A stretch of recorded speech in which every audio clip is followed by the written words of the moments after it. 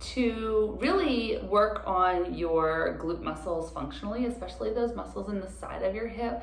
We want to start practicing how to find those muscles in standing. So it's great to work on some things initially when you're lying down or on your side, but we really want to take that and progress that to a standing position. So this is a hip hike exercise that you can work on to kind of bridge that gap from laying down to getting ready to standing, especially if you're not quite ready to find those muscles in a single leg position. So here's what the hip hike looks like.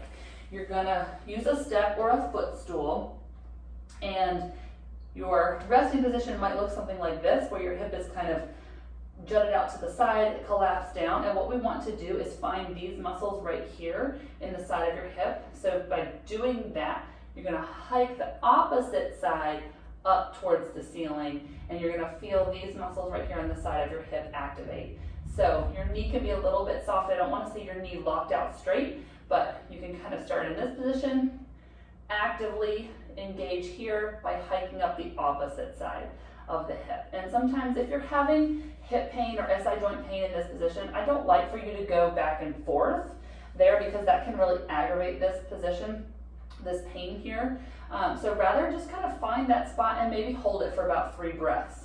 And then you can switch legs and try to work on the same thing in the opposite side. So here's your resting position, here's your finished position, and you're just gonna hold this for a count of 3, and then you can switch sides.